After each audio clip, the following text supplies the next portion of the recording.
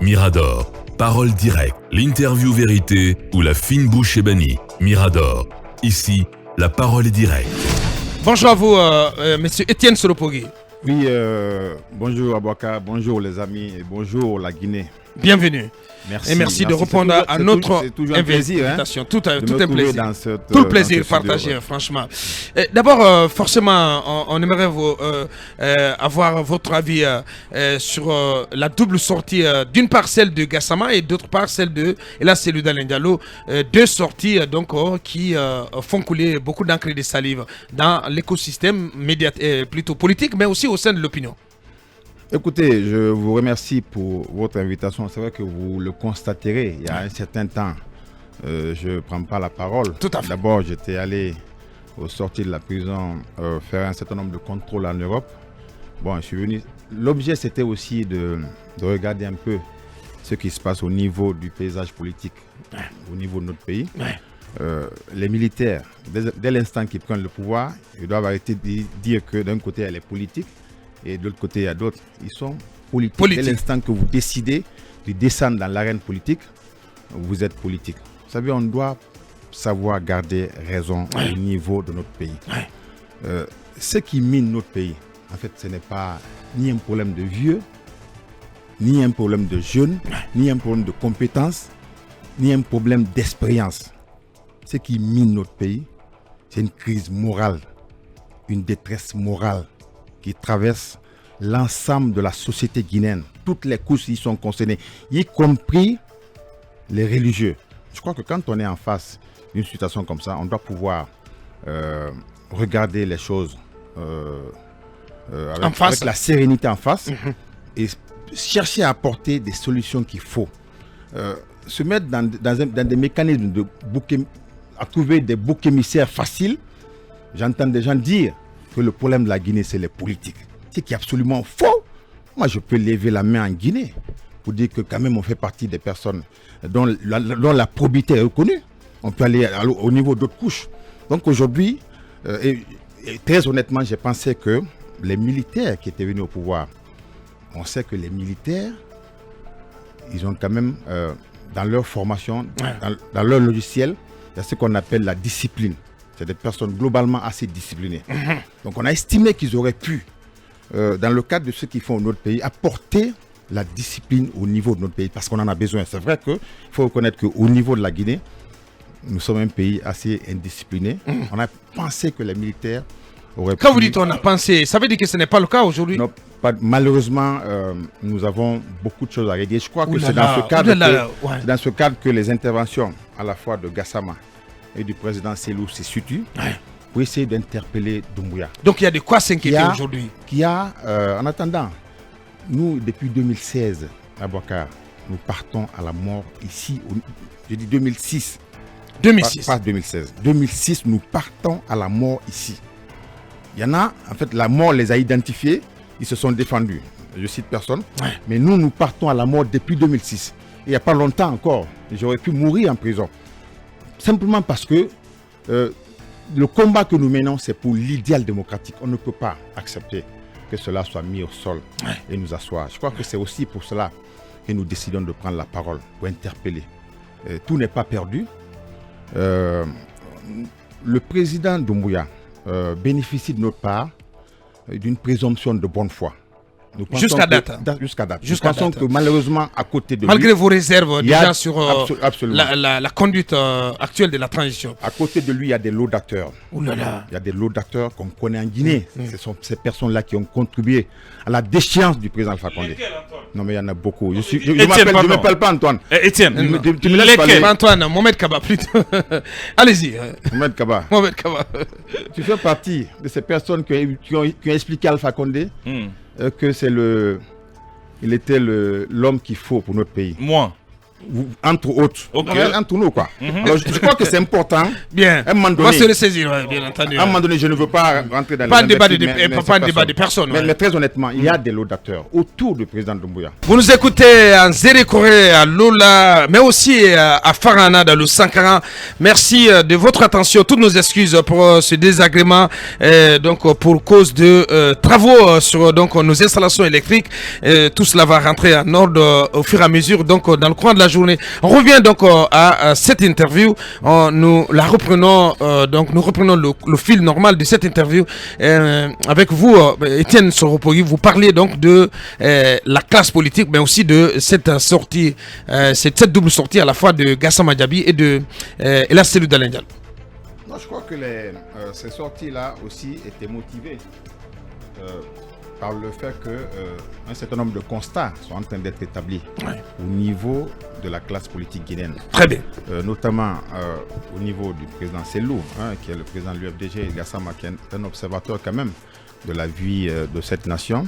Je crois qu'ils ont cru bon à ce stade-ci de lancer des alertes, non pas pour gâter, non pas pour qu'on soit encore dans des invectives, mais pour alerter pour que ce que nous attendions du président Doumbouya, qui, il faut le dire, à un moment donné, a pris ses responsabilités pour essayer de ramener de l'ordre au niveau de notre pays, qu'on savait à l'époque assez désarticulé à cause des agissements qui avaient été posés par le régime du président Alpha Condé. Je crois qu'il doit pouvoir travailler à rester dans ce idéal pour lequel il s'est engagé. Et je crois que nous sommes absolument disposés en ce qui nous concerne. Mais au même moment, à l'accompagner. Vous dénonciez tantôt ce que vous appelez les laudateurs et ce que peut-être le FNDC appelle la partie toxique de l'entourage du colonel. Vous sentez aujourd'hui que le colonel, d'une manière ou d'une autre, est en train d'être dévié du chemin sur lequel il s'est engagé pour la Guinée? Non, mais sincèrement, nous avons discuté en interne avec certaines personnes qui sont autour de lui. On a comme l'impression qu'il est lui-même tiraillé à l'intérieur par plusieurs pesanteurs, plusieurs forces en interne, centrifuges qui le tiraillent. Il ne se retrouve pas. Ça fait que 5 mois. C'est extrêmement dangereux que pour une personne qui est à quelques 5 mois de la gestion des hautes fonctions au niveau de l'État soit à ce niveau. Je crois que... Mais qu'est-ce qui vous fait dire cela, Étienne? Parce que j'ai l'impression que, quelque part, vous êtes une partie de la classe politique se fait alarmiste quand même. Non, pas du tout. Regardez simplement par rapport à un certain nombre d'actes qui ont été posés. Notamment par rapport... on va être plus concret. À ce qu'on peut reprocher à la junte aujourd'hui. Allez-y. Sur la question mémorielle, on n'a pas compris. En temps normal, la junte, au titre des chantiers qu'elle entend mener, vous avez la question liée à la réconciliation, donc la question mémorielle. C'est que ce qu'on aurait dû, ce à quoi on s'entendait, c'était que des gens soient mis en discussion sur la question, avant d'être amenés à prendre des décisions de reconnaissance ou de... Vous comprenez, non? De rebaptisation. Fait de se lever. Et c'est en cela, quand même, au niveau du président Doumbouya, on lui reproche un certain penchant, j'ai pas envie de dire despotique, mais solitaire. Les problèmes de la Guinée sont assez sérieux. Ils ne peuvent pas, pour les régler, nous avons besoin d'un consensus national. On n'a pas besoin d'un héros solitaire qui se sentirait investi d'un pouvoir divin pour venir régler des problèmes. Non, on n'a pas besoin. On a besoin de nous asseoir ensemble dans le cadre d'un débat organisé, mettre les sujets un à un et les discuter pour qu'ensemble nous trouvions des solutions aux problèmes de notre pays. Je crois que c'est là aussi que nous disons. Et vous avez certaines personnes en interne qui disent au président, à la junte, non, c'est vieux politique, c'est politique, c'est en cela qu'eux-mêmes ils ont intérêt à se mettre ensemble. D'abord, non pas parce que par rapport à leur agenda personnel, mais aussi pour sauver ce pays. Parce que à ce rythme-là, on risque que les gens se retrouvent encore dans la rue et c'est pas ce qui est fait. Peut-être, Ouri, si vous permettez, avant de vous donner la parole pour votre question, est-ce que aussi le fait que jusqu'à date, il n'y ait pas de cadre de dialogue et la manière de conduire le processus menant à la formation du CNT, est-ce que ce sont d'autres éléments qui vous inquiètent et qui vous font dire aujourd'hui que le colonel est tiraillé de part et d'autre et ne serait plus sur le chemin sur lequel il s'est engagé. Vous savez, quand on apporte des critiques vis-à-vis d'un système, dans le micro s'il vous plaît, il faut éviter de reproduire les mêmes choses à son niveau, honnêtement. C'est-à-dire, quand on regarde un peu, on a comme l'impression au niveau du gouvernement, mais y compris au niveau du CNRD, on a comme l'impression qu'il y a quand même un peu de confusion, un peu de calcul derrière. On a comme l'impression qu'eux-mêmes, ils sont en train de faire la politique. Ce n'est pas ce qu'on attend d'eux. Ouais. Les choses doivent, de mon point de vue, assez être claires dans la conduite des affaires de notre pays. Et on a besoin de transparence, de précision dans les choses. Ces genres de rumeurs, la Guinée les a connues depuis. Dire que est-ce qu'on veut éliminer, est-ce qu'on veut... C'est important de communiquer sur ça. Qu'est-ce qu'on a envie de faire? C'est des questions qui doivent être mises sous la table. Où il en parlait tout à l'heure qu'au niveau des débats, on attend qu'on a envie d'éliminer telle personne. Je crois qu'on ne peut pas non plus. Eux aussi ne peuvent pas continuer à faire la même chose en voulant critiquer ce qu'ils appellent les vieux, qu'ils soient en train de reproduire. Honnêtement, on a comme envie de dire que sur notre pays, c'est quand même mal parti. Pas de cadre de dialogue jusqu'à présent. C'est pas normal. C'est pas normal et c'est extrêmement inquiétant. Parce qu'encore une fois, nous nous battons pour l'idée démocratique. La démocratie suppose, et je crois que c'est précisé au niveau de la charte. Nous voulons conduire, ils l'ont dit dans la charte, une transition démocratique et inclusive. Et impartiale. Ils l'ont dit. Il n'y a pas d'autre chemin à cela. La démocratie suppose le dialogue, mais on sait aussi que c'est ça aussi la difficulté avec les militaires. Moi, je suis allé aux États-Unis dans le cadre d'un programme. On m'a dit que l'armée est la seule institution où il n'y a pas de démocratie. C'est la seule institution, malgré l'attachement des Américains pour l'idée démocratique. Alors, vous avez en face des gens qui sont formatés à ne pas accepter la contradiction. Et aujourd'hui, la jeunesse guinéenne, qui a évolué, qui est quand même une jeunesse qui réclame les libertés et la contradiction, si on ne fait pas attention, le clash n'est pas loin. Et c'est en cela que nous voulons que les gens se calment et que les choses soient ramenées à leur juste proportion pour sauver notre pays encore une fois. Merci.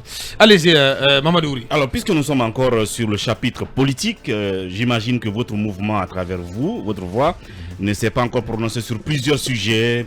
La mise en place du CNT, n'est-ce pas, qui a généré beaucoup de débats. Mais il y a aussi, si vous voulez, le calendrier électoral, même s'il n'est pas encore arrimé à des délais.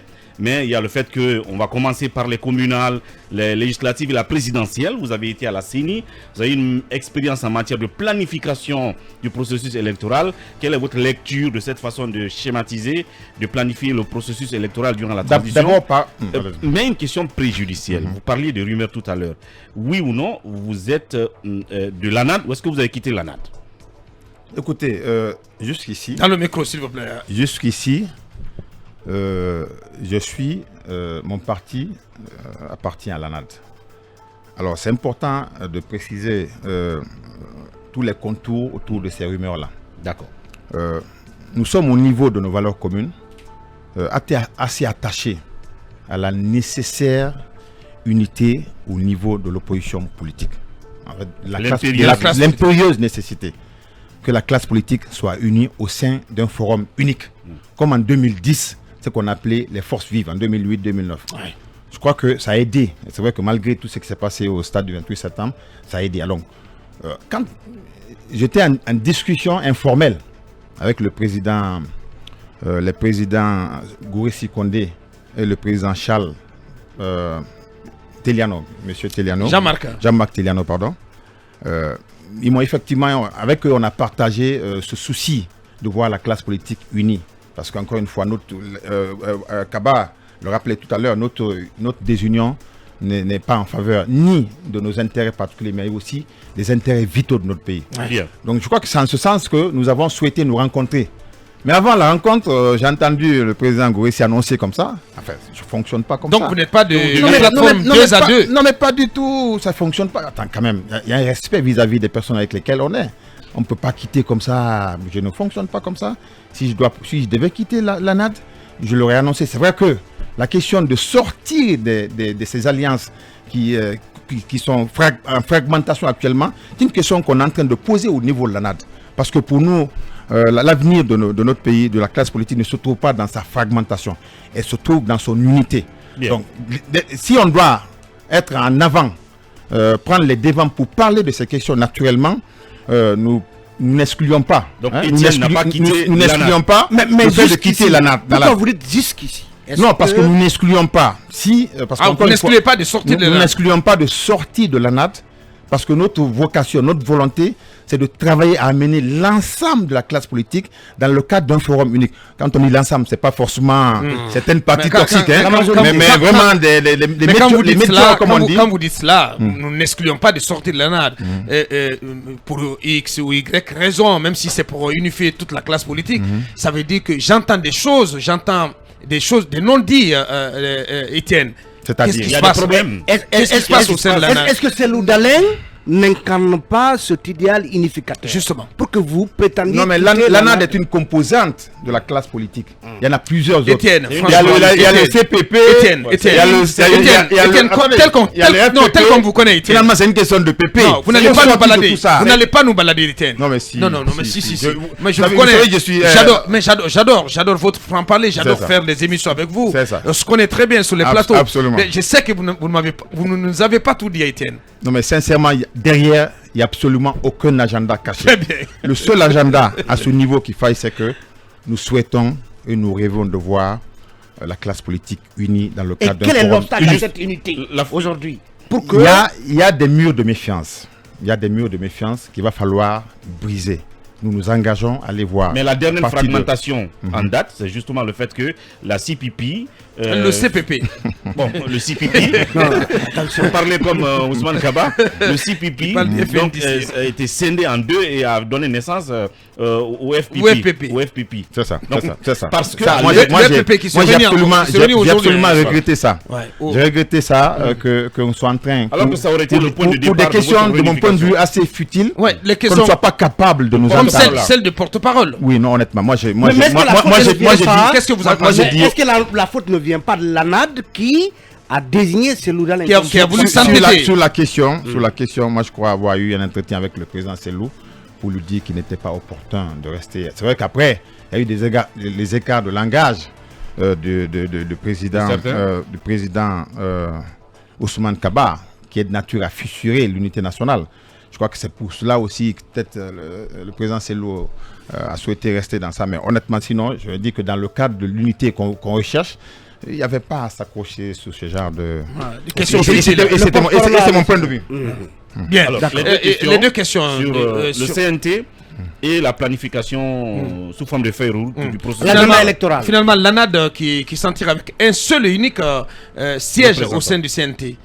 De mon point de vue, ce n'est pas ce qui est important par rapport à ce que nous recherchons. Ce n'est pas qu'on soit représenté.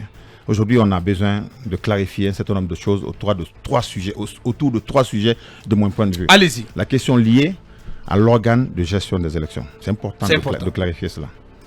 La question liée au délai de la transition. Ça me semble être extrêmement important. Peut-être le troisième, mais je crois Constitution. Je crois que pas la question liée à la Constitution, parce que naturellement, on annonce la possibilité d'y mettre à l'intérieur les limites.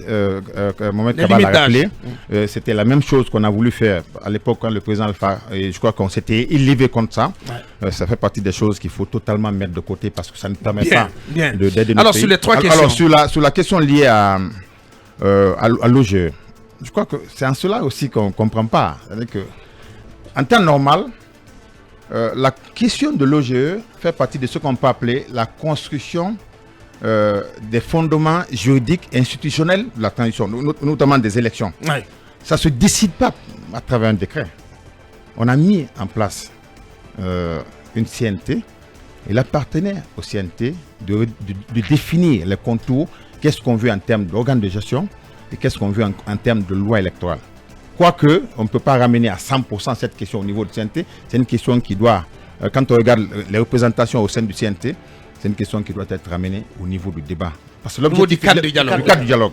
L'objectif étant qu'on ne se chamaille pas. Je crois qu'on a des idées qui sont en lien avec ces questions-là. Il ne faut pas ramener. Il ne faut pas s'amuser avec une telle question. Il ne faut pas ramener honnêtement. Je le dis, je pense que ça ne va pas me coûter mon agrément qui est une étude chez le ministre de l'administration. Mais je ne dis pas les choses pour obtenir quoi que ce soit. Ma conviction solidement ancrée sur la question, c'est que il faut pas ramener l'organisation des élections au niveau du ministère. Honnêtement, je sais que si cela devait être fait, c'est pas bien. Ça ne passera pas. Pour la paix. Vous savez, les élections, c'est d'abord la confiance. Quel que soit. Naturellement, aujourd'hui, la junte ne nous a pas offert des meilleures garanties pour qu'on ait confiance. Je crois qu'il faut trouver le meilleur schéma possible pour qu'on puisse organiser.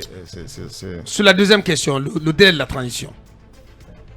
Écoutez, moi j'étais de ceux qui pensaient à un moment donné. La junte dit que ce délai sera déterminé au CNT. Non, elle n'a pas dit le CNT.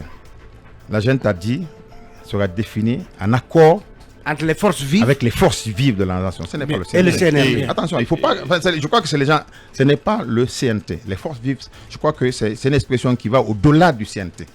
Du moment donc, où, je crois que c'est important. Donc le cadre que nous réclamons doit servir pour que ces questions-là puissent faire l'objet de débats à ce niveau. Mais dans l'entendement du CNRD, ça serait justement au CNT. Donc là-dessus, vous avez... C'est ça aussi qu'on reproche. C'est ça aussi qu'on reproche au CNRD. Tu ne peux pas vouloir venir parler de refondation. Vous savez, la refondation, ce n'est pas pour construire les immeubles. La refondation, c'est pour impacter sur le mental des gens. Vous ne pouvez pas avoir mis dans la Constitution, par exemple, que le troisième mandat était un crime contre l'humanité, était une trahison de la République. Une haute trahison. Une haute trahison. C'est mis dans et prendre des personnes qui se sont affichées de manière ostentatoire. Comme qui, par exemple? Mais il y en a plusieurs. Non, on va demander de citer. Non, mais on le dit, c'est ça le problème. On va pas le demander de citer. Honnêtement. Et puis après, vous vous amusez à prendre ces gens-là. Quel est le type de message que vous souhaitez envoyer dès l'instant que d'un côté, vous dites... Est-ce que vous visualisez le président... Ça pose un sérieux problème. Donc ne serait-ce que sur la confiance, parce que c'est de nature à lézarder la confiance qu'on peut avoir vis-à-vis d'eux. Ouais. Honnêtement. La durée. Oui, il en a parlé. Sur le choix de Dansa comme président du CNT, ça a beaucoup fait débat dans l'opinion. Qu'est-ce que vous en pensez? Non, je pense que c'est une occasion pour Dansa, très honnêtement, de se racheter. De se racheter. De se racheter, ouais. De quoi? Non, mais au niveau de l'opinion, on sait. Nous partageons la scène politique publique ensemble. Nous avons dû l'interpeller à des moments donnés. Je crois que c'est une occasion, de mon point de vue, de chercher à rester du côté des principes et des valeurs pour que nous puissions sortir de cette transition la tête haute, y compris pour... Il n'était pas du côté des principes et des valeurs? Non, pas du tout. On sait très bien qu'à un moment donné, dans ça, j'ai pas envie... C'est pas un promoteur du troisième mandat. Non, il le connaît. C'est pas un promoteur. Non, je lui pose la question. Est-ce qu'à votre avis... dans les mouvements... Je sais. Permettez que je pose mes questions stupides. Est-ce qu'à votre avis, Dansa est un promoteur connu, reconnu du troisième mandat? C'est vrai qu'il a toujours su jongler. On ne peut pas lui faire de reproches pour avoir ouvertement soutenu le troisième mandat. On sait qu'on entendait de lui en tant qu'acteur majeur de la société civile guinéenne. Je crois qu'il n'a pas su rester de ce côté-là. Et je crois que ça, si on le dit, c'est une occasion pour lui, dès l'instant qu'il est à ses hautes fonctions en tant que président du CNT, de travailler à se racheter. Bien. Et de chercher à rester du côté de la bon vérité, côté de l'histoire. Du bon côté de l'histoire. Allez-y, Mohamed Kaba. Non, mais alors, monsieur Étienne Soropogui, je ne cesserai de le rappeler que si la Guinée a connu une crise à l'époque, c'est que vous étiez autour du président Sello. Vous étiez l'état-major, c'est vous qui avez proclamé les résultats qui ont porté Sello comme président autoproclamé de Dixie, il faut le dire ainsi. La crise, nous la connaissons tous. Qu'est-ce qu'il faut aujourd'hui, vous qui avez été aussi un commissaire influent à la CENI durant des années, quelles sont les esquisses pour ne pas que la transition soit dévoyée aujourd'hui? Bon, je crois que ça fait partie des choses sur lesquelles nous sommes revenus largement depuis un certain temps que nous sommes ici. Il y a une nécessité que le dialogue s'instaure au niveau de l'ensemble des acteurs qui interviennent dans cette transition. Il y a une nécessité. Je crois que c'est l'une des clés pour la bonne réussite de la transition. Naturellement, le président Doumbouya doit aussi pouvoir se faire entourer, non pas des laudateurs qu'on connaît, mais de personnes qui puissent être à mesure de lui dire les choses pour les intérêts supérieurs de notre pays. Je crois que quand tout cela est mis ensemble, on peut estimer et espérer avoir une transition qui se déroulera dans des conditions apaisées. Bien, allez-y. Mais le dialogue est fondamental. Ouais. Ah oui, Mohamed? Non, je voulais un peu revenir sur ses propos au début, lorsqu'il a parlé de probité morale. Mais au moment où c'était tellement chaud à la CENI, M. Tienne n'a jamais démissionné, il n'a jamais quitté. Au même moment, les partis politiques demandaient à leurs représentants de quitter la CENI. Il y était. Pourquoi cela? Non, mais la démission, attention. Parce qu'il parle de probité morale. Quand on a des charges publiques, la démission, après, ça s'évalue en fonction de ce qu'on a à faire. Encore une fois, les gens savent, avec lesquels je travaillais à la CENI, ils savent qu'est-ce qu'on a dû faire pour essayer de donner une certaine image de sincérité au processus électoral. Je ne sais pas s'il faut revenir sur tout ça, non, mais les gens en Guinée me connaissent absolument bien. On n'en a pas le temps. Il nous reste 2 minutes. L'opération main propre qui a donné lieu à la naissance de la CRIEF. Qu'est-ce que vous en pensez? Akoumba, une petite question. Il nous reste 2 minutes. Non, en fait, j'aimerais bien savoir quelle pourrait être la recette que Monsieur Soropogui pourrait apporter à la classe politique guinéenne pour qu'on s'entende sur le minimum. Je sais par avance que le consensus est une source de retard, mais c'est aussi une source de paix. Absolument. Non, mais je crois sur que la CRIEF, oui, on est de la même manière que nous demandons que ceux qui ont supporté le chaos qui a constitué le 3e mandat ne soient pas dans les faveurs de la République et à la limite qui répondent de ces actes-là. Je crois que c'est la même manière que ceux qui à un moment donné ont pillé la Guinée, comme Alpha Condé aimait le dire à un moment donné, soient aussi interrogés sur leur gestion. Ouais. À ce niveau, on n'a pas de problème, parce qu'il c'est important de rester cohérent. Ouais. La question d'Akoumba, votre question sur le consensus, quelle recette magique à proposer pour une unité d'action de la classe politique? Je crois qu'aujourd'hui, nous avons ensemble... Parce qu'on a l'impression que ça vous tient tant à cœur. Oui, absolument. Nous avons ensemble identifié un certain nombre de piliers sur lesquels il va falloir travailler, notamment les questions liées à la Constitution, à l'organe de gestion. On a mis des commissions, mais malheureusement, tout cela est rendu éparse dans plusieurs blocs. Dès l'instant qu'on est d'accord... Mais comment ramener tout le monde autour d'un même idéal? Je crois que nous allons y travailler. Il s'agira de mettre de côté les égos. C'est peut-être en cela que c'est important, la création de la plateforme 2A2. C'est en cela, peut-être que en fait, c'était cela le malentendu avec la plateforme des A2. À l'époque, dès l'instant qu'il y a plusieurs plateformes, vous n'aviez pas à créer notre plateforme. Vous vous mettez ensemble pour voir comment est-ce qu'on peut ramener tout le monde au sein d'une plateforme. Parce qu'on a comme l'impression que derrière les plateformes, les gens ont des agendas aussi cachés. Ça fonctionne pas comme ça. C'était donc notre invité Etienne Soropogui, la radio c'est l'heure. Grand merci à vous, monsieur Etienne Soropogui, président du mouvement Nos Valeurs Communes, répondait aux questions de Mirador en ce début de semaine. Merci à lui d'être passé dans ce studio. Grand merci à tous les 6. Merci à Alpha Diaouné, le Smart Tech, à Wally Design, donc qui a goupillé cette émission au niveau de en version streaming. Grand merci à vous tous qui nous avez suivis sur les antennes de Dabo Media, à Lola, Zérekore, Farana, Kankan et Sigri.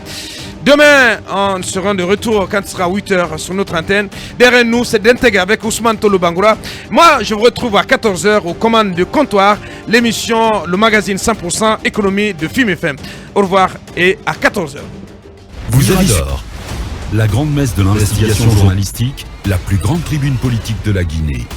Avec Aboubacar Diallo, Talibé Bari, Mohamed Mara, Mamadou Ri Diallo, Akoumba Diallo, Kabinet Fofana, Mohamed Kaba, Mamadou Diambaldé.